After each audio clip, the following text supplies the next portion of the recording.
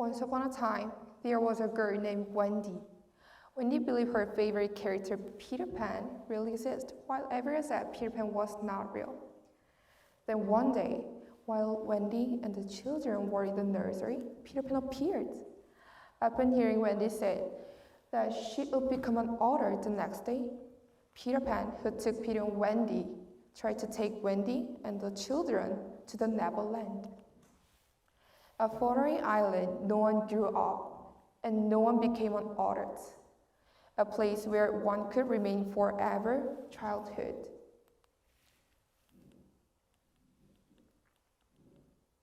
The youth that I have been thinking of was something like that of Neverland.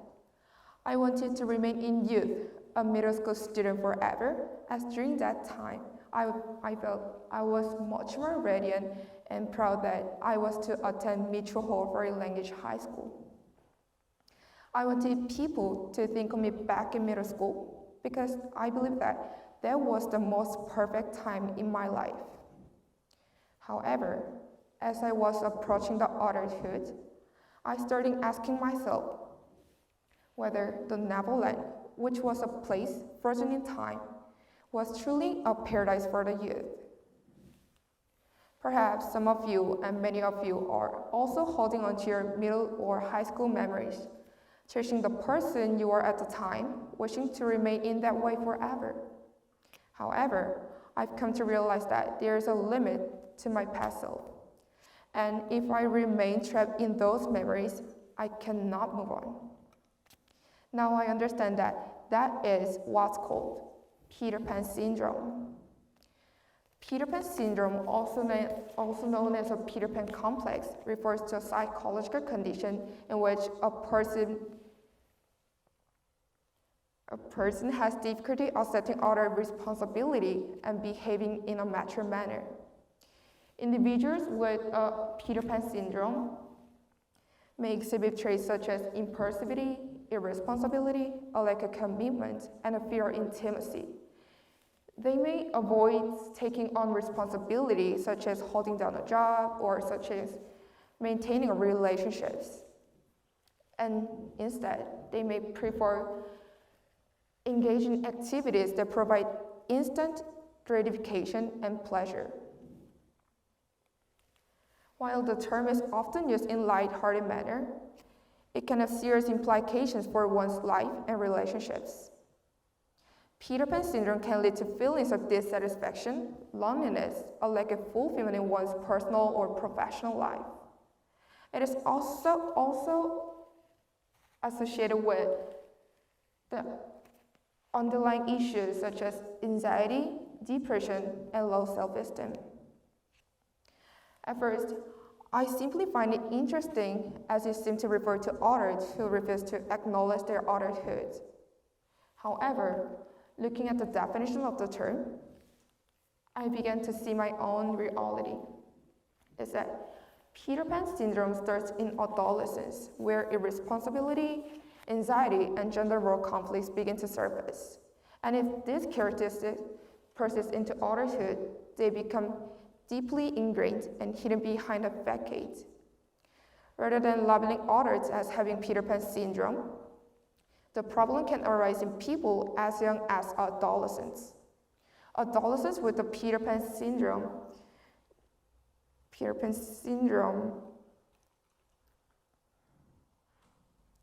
avoid reality and responsibility. And when they realize they have responsibility, they start to feel burdened with extreme anxiety. According to a survey of the Korean Youth Counseling Institution, the 40% of young people are not only having putting plans into actions, but also are unable to prepare for the future because they just prefer to enjoy the present. In addition, it was shown that the main reason why 44% of people who enter the prestigious university in the United States drop out is due to the lack of independence, which makes it difficult for them to adapt to college life. These are the representative characteristics. First, unadaptable to change. Yes, maybe. Second, afraid of new environments. Yes, it is also maybe. Third, unwilling to reveal one's own shortcomings to others. Exactly. Fourth, lack of diligence. Obviously. Fifth, feeling overwhelmed by responsibility. It's just all about myself. Maybe I was living in Peter Pan's fantasy. The future was so uncertain with no clear path in sight. And the end of my life at Mitchell Hall was soon approaching. I was so scared of guessing what the end of this road would be. So I tried to avoid the reality and put off the burden of adulthood. I was in Neverland at the expense of my own growth and maturity. To free myself from this trap disguised as a paradise, to stop avoiding reality, to find what true happiness was, I had to find a new way to enrich my youth. So I thought about how I could enrich my youth. By adventure, creativity, independence, or the passion. Well, I found the only way to enrich my youth was by becoming resilient. Resilience is the ability to adapt and overcome the challenges, setbacks, and obstacles. It requires the ability to face reality, to let go of the past, and plan for the future. A resilient person is able to bounce back from the adversity, learn from their mistakes, and move on with a positive outlook. Therefore, resilient is a fitting adjective for the youth who are determined to overcome the obstacles and plan for the brighter future. How many of you recognize her? Well, what about these books? Harry Potter, that's right. She's J.K. Rowling, the author of Harry Potter. However, her fame and reputation was not earned in one day or 1 year for that matter. Before her writing career took off, Rowling faced a number of challenges, including a death of her mother, her own battle with depression, and failure of her first marriage. While struggling as a single mother living on welfare, she wrote a first Harry Potter book, which is only to be rejected 12 times from multiple publishers. I'm just telling you what happened in her life in 2 sentences. But imagine how long she had to endure her oldest obstacles. Maybe a person with a weak mind would have easily despaired and probably would have given up at this point.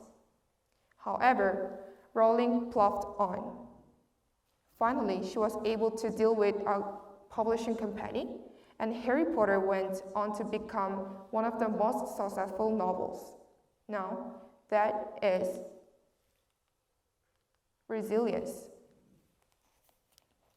As I said, the youth is a period of resilience. There are many opportunities to remake my own youth with the resilience. Maybe during the rest of my life, I'll face the cycle of failure and frustrations. However, I can change the cycle into failure and the resilience as the J.K. Rowling had done with her life. Fall down, but stand up. Fall down and stand up. Fall down, finally stand up. Being able to be resilient and making myself stronger than my current self will be a very tough task compared to just remaining in Peter Pan's Neverland. However, the end result will be a true paradise for the youth. I believe we, and everyone can achieve the true happiness through the resilience of youth. Therefore, I would like to conclude my speech by saying, dream the impossible and dare to achieve it. Thank you.